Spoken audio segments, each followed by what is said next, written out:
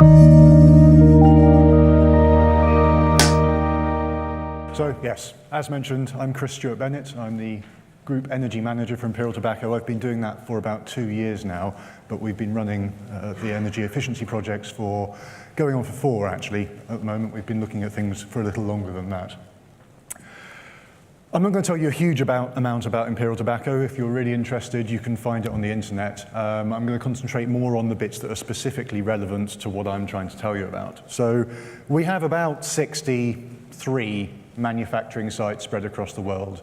They range in size from very, very small, maybe spending about 50,000 euros a year on energy, to some fairly large sites that are spending somewhere in the order of £5 million a year on their energy. We cover most of the world. The only area we don't have any significant presence is China and India. Other than that, we have a footprint somewhere for the rest of it. In 2011, we spent £45 million, which is actually a tiny fraction of our cost of conversion. Without even including employee salary costs, it's about 2% of how much it costs for us to make our product. So energy has never had the priority within management that it should do. They always think there are far more important things they should concentrate on in terms of saving money, because we are a very financially driven business. But 45 million is still a significant amount of money, and if you can achieve 20% savings on that, that's a good £9 million, which is not to be sniffed at, even if you're a multi-billion-pound cigarette manufacturer. Our energy consumption is 900 gigawatts. It's a good chunk of energy. And we have a public target, which we restated a couple of years ago, which is a 20% reduction against our 2009 base year by 2020. Now, this is building on the target that we'd previously had, which was 10% by 2010, based on our 2001 base year. We hit that, and so we decided to extend it. It ties in with all our other environmental targets, which are all along the lines of 20% by 2020, and I'm currently pushing for a renewables target along that same measure. In terms of how the savings add up, we work on an assumption, and we've generated this by looking at data across all of our sites. Every site sends us energy consumption data, CO2 emissions, the whole works, on a monthly basis. And I've done analysis of that and come up with an average energy price increase of about 10% year on year, averaged across our sites. Sometimes some sites are seeing much bigger increases, some sites are seeing smaller. But on that basis, by the time we get to 2020, our energy bill will have practically doubled. And then it starts becoming a slightly more significant endeavor. If we can achieve a 20% reduction, then we actually save going on 10 to 15 million pounds a year by the time we get to 2020, which is the sort of amount of money that starts getting management rather more interested in what I'm proposing.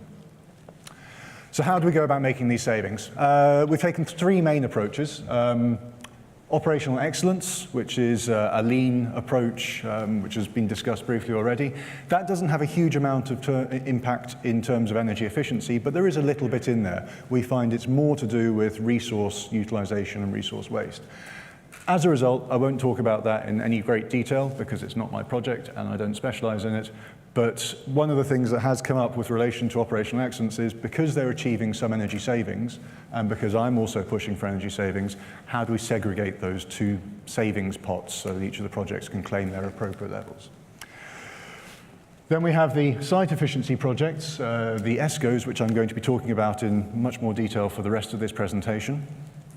And then very briefly touching on other activities. Now, this is stuff to do with the non-manufacturing sites. So there are hundreds, if not thousands, of sales offices that we have around the world. They don't really use enough energy to justify a concerted project, but we can provide advice and guidance, the sort of behavior change that we've heard about already this morning. Getting our sales force to start thinking about ways that they can drive more efficiently, plan their routes better. That all adds up towards our total environmental savings, though since we don't actually measure their consumption because they're so small, we can't quantify it. So it's only we think it's about 30%, but we're not sure. We've also got some partnerships with our equipment suppliers. We're working in partnership with them to improve the efficiency of their equipment. So in addition to our infrastructure improvements that we do with the ESCOs, we also look at the primary and secondary machinery and work out how to make them produce more cigarettes for less energy. So why an ESCO? Mostly for the money, but the specialist expert knowledge does help. We work with a company called Scan Energy, who were previously Danfoss Solutions. They're specialists in variable speed drives and other more efficient ways of running equipment.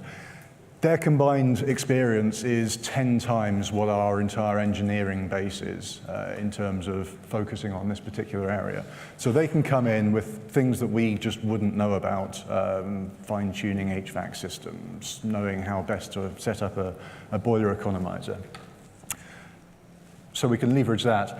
They also provide the manpower for much of the work. They will come in and provide us with the people who design the technical specifications, work out the calculations, do the reporting on a monthly basis to say how much we've actually saved.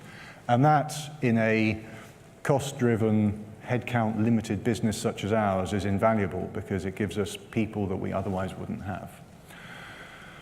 The funding model, as I mentioned, is very important. The great thing about ESCOs is you don't provide any money up front. Scan Energy provide all of the capital for these projects. For the first year, we don't even pay anything. They provide the money, they install everything, and then after the first year, they hand over ownership of the equipment to us, and we start paying them back out of the savings. If they don't achieve the savings that they've promised that they were going to achieve each year, they give us money back. So you're guaranteed a certain amount of savings each year by this contract. If they achieve more than was originally proposed, we then split that additional surplus between ourselves by a pre-negotiated percentage basis. Most of our sites are 80% in our favor, 20% in Scan Energy's favor. In some sites, for various political reasons, it's more like 45-55. The savings guarantee is key. It's also the bit that people find hardest to believe, because effectively you're looking at a risk-free, zero capital investment project where you pay back out of the money that you would have otherwise paid for your energy savings. And it takes a long time to convince finance departments that this really is true. In fact, I'm still doing it, and I've been doing this project for 4 years. They just don't believe me when they first see it. So this is how the model looks. As I mentioned, in the first year, we don't spend anything. Scan Energy provide all that capital there, they install the machinery, and as projects come online, we start seeing some savings appear. Now this is an idealized model. I haven't used an actual site. Your mileage will vary, you'll get changes here. I've also not allowed for the energy price inflation I showed earlier, which is why you're seeing a constant level of savings coming along the top. This is because the ESCO is based on a fixed energy price at the beginning of the project, so you don't see the savings increase on that basis in terms of what you pay them, though your real savings will increase as your bills change. After the end of year one, we start really raking in the savings, but we also start making our quarterly payments to Scan Energy. In an ideal world, the savings are slightly more than the payments are.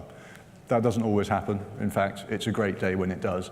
But they tend to be close enough that you get a 4-year overall payback for the project once you allow for the first year up front. Those payments continue, and as I've mentioned, they're guaranteed. So say we only achieve half of this, Scan Energy still only, well, they charge that much, but they give us the other amount back. So you are not facing a financial risk with these projects. And at the end of the 3-year measurement period, during which time Scan Energy will have been on site on a monthly basis, conducting meetings with the local management. All of these savings are based on an international performance measurement and verification protocol baseline. So this is how much you've really consumed against how much we would have expected you to consume if you'd done nothing. It's totally verified. We've used external companies to verify this process, and they're very happy with the standard of the baseline. After your 3 years of payment are up, Scan Energy are paid off, they walk away, and we start suddenly seeing the real cash accumulation coming in. Obviously, this is a model. The real world will vary. Sites will overperform, and you'll see your savings coming in even higher than they are at the moment, than they're shown on here. But equally, you may have a site that doesn't perform as well. You get to the end of your 3 years, you're only actually achieving maybe 2/3 of the savings. You won't see the line go up as quickly as it's showing here. But this is the model that I have trouble convincing finance departments is true, because if you look at this P&L, it runs positive throughout. This is a project with no downside. So how do we choose which sites we do this to? We've based it on consumption. We've quite simply done a list of every one of our sites and how much energy they use, and then we took the top 80% of the consumption, which gave us 16 sites, and we're working our way through those at the moment.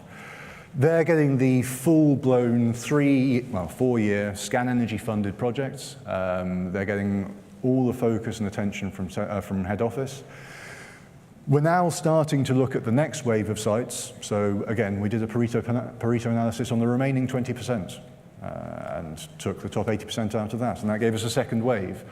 And that gave us another 21 sites. So we're still only actually doing these projects in about 50% of our sites, because as I mentioned, some of our sites are so small in terms of consumption that it's simply not worth doing. This ESCO approach works far better in very large sites, because the savings that you can achieve help to offset the cost of bringing in that resource. But we give them the guidance in the same way that we do for the Salesforce. So what do? The way the ESCO model works, Scan Energy will come along and they'll do an audit on the site. That takes about 2 weeks. They do a very cursory overview of the site. They sit down, they look at consumption patterns over previous years. And from that, they can get a pretty good idea of what's out there to improve upon, how much they think they can probably achieve as savings. And at the end of that, they give us an audit report with their proposals and outline costs.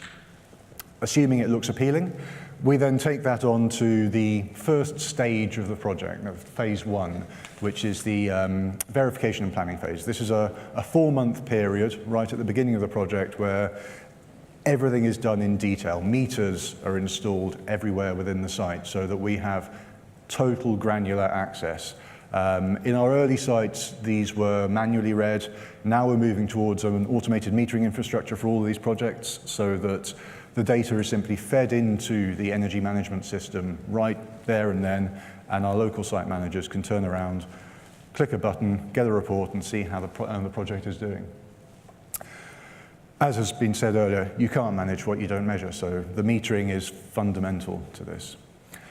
Once that verification and planning is completed, so the local site engineers have been spoken with, the production managers have been consulted, we've worked out when we can install equipment so it doesn't affect production, we've factored it around factory close downs and holidays, we've made sure that the lead times are appropriate. The VMP report is signed off and we start the implementation phase, which takes between 7 and 8 months in general. So that takes you to the end of the first year, which, as you saw earlier, is the year in which we don't pay anything. There are then the 3 years of payback. I've spoken about the metering targeting. I've spoken about the baseline. The baseline is the topic of greatest debate within each of the sites, because you have to make sure the baseline is right at the beginning so that you can compare everything else after that with it. And in one of our earlier sites, and I'll come to our failure later on, we didn't pay enough attention to the baseline, and we learned our lesson for it. Scan Energy, to their credit, because it was also their responsibility to give us a good baseline, compensated for the loss as part of the guaranteed savings, but it was a bit embarrassing to create a project that then didn't make any of the savings it said it was going to because the baseline was out. Most of the projects themselves on these sites are to do with equipment and facilities, so it's economizers on your boilers. So you take the waste heat going out of the flue and preheat the feed water. It's improving the air compressors, replacing them if they're out of date, making sure that there is an established leak detection regime. It's looking at the heating, ventilation, and air conditioning, tweaking it where necessary, replacing it if necessary, and optimizing it to make sure that it fits around the requirements for the site. It's amazing how many of our sites don't run their aircon the way their own standards say they should do. We also look at lighting. That's becoming more and more viable as the cost of LED fittings drops. When we first started this program 3 or 4 years ago, lighting didn't really have a decent payback. Now it's going into the 1 to 2 years. It works very nicely. And there's the engagement, which has been spoken about before. Now, we estimate employee engagement makes up about 30% of our savings in total. We do this by running the sub-meters on each of the technical projects that we do and looking at how much we've achieved in terms of savings there, and then comparing it with the top-level baseline for the entire site and seeing how much has been achieved overall. And the difference tends to be about 30%, which we chalk down to people doing things better. Obviously, some sites are more suitable for some projects than others. We have a number of African sites where anything to do with improving cooling is a bonus. We also have sites up in Northern Europe where we want to keep the site as warm as possible. So there is, although there are a standard core of projects that are done everywhere, there are also projects that are identified by Scan Energy using their expertise to work out what would fit best for that site.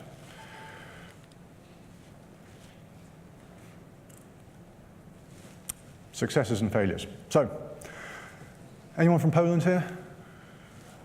No. The Poles really seem to love energy efficiency. We have 2 Polish manufacturing sites, we have 2 projects running there, and they are wiping the floor with every other site in the business. And we think it's to do with the engagement. They grab hold of the opportunity, the sites themselves go, this is great, the employees go, this is great, the management on the site say, this is great, and that level of engagement helps ensure that the rest of the projects work and that the baselines are prepared correctly, that the data is provided in an accurate and comprehensive manner. They're both overperforming quite dramatically. We have a site in Radom which was forecast to save 18.9% on its energy bills, and by the end of the first year of measurement was pushing nearer 25. They're planning on putting that even further and seeing if they can hit 30% reduction against their original baseline in the coming year. We have another site in Spain where things didn't go quite so well. Now, this is, we feel, partly due to my engagement. So I head up these projects, I'm championing them. Radom, I went to once every 3 months. I showed them that it was important to head office that this be implemented, that they give it their fullest attention, and I think that may be part of what triggered them to grab hold of it. Logroño, we didn't visit as often because the transport was less convenient, and they didn't seem to see the urgency of it, which was disappointing. We had problems with the compressors, we had problems with the HVAC calibration, we had problems with the baseline. And as a result, the site underperformed, but as mentioned, we have guaranteed savings. Although it was partly our fault, it was also partly Scan Energy's for not noticing this and spotting it beforehand. So they gave us the savings anyway, which proves the guarantee, which helped alleviate a number of the concerns that senior management had had about whether this really was risk-free, which made it almost a positive that Spain failed. There are obstacles towards ESCOs. The payback periods. I mean, we've spoken about how long your finance departments are likely to approve payback. Although this is a non-capital investment, our financiers insist on it being counted as capital because we're getting equipment out at the end of it, therefore it has to be depreciated. The average payback for one of these projects is about 4 years. We've seen some with 3.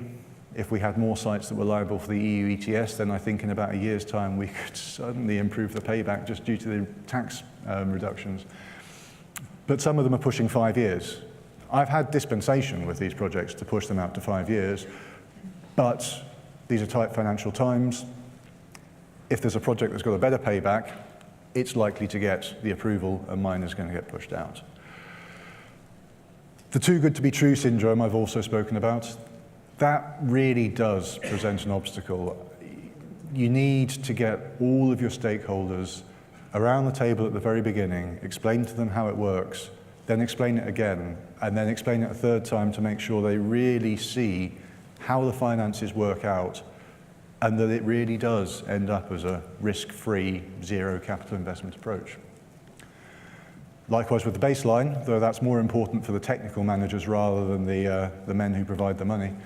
I've talked about the complexity. I mean, the IPMVP standard is huge. It's 3 books, each about that thick. Reading through it is brilliant if you can't sleep, but it does get you there. The them and us syndrome I've talked about, but we feel that this was also part of the issue that we had in Spain. Whereas in Poland, Scan Energy came on site as an external third party and were immediately integrated into the behavior of the local site. The teams embraced them. There was a lot of outside of work socializing going on as well. And they worked as a single unit, striving towards one common goal. In Spain, it was 2 different teams, and the Spanish were expecting Scan Energy to do everything. Scan Energy were expecting the local site to do something. So ensuring that integration is one of the key steps to having a successful project. It's a common goal that we all want to strive towards, and engendering that common purpose is fundamental. And then the financial model. I mean, it harks back to the too good to be true syndrome, but I'm still having conversations with our finance departments about exactly how investments should be raised under this approach. It's odd enough that it doesn't fit the standard models. And if I could do it again, I would have got someone very, very skilled in financial planning and investment applications to come and sit with me when we first started this program and work out the way to do it from the beginning rather than having the same conversations again and again. So that's ESCOs in a nutshell. They are worth it. They really are. I mean, we've made savings of £1 million so far this year, and we've only really got 2 relatively small projects fully online. Our other projects are still in the implementation phase. So it's a great way of getting energy efficiency projects implemented in your site without having to throw lots of money at it, so long as you can get the belief within your business. Any questions?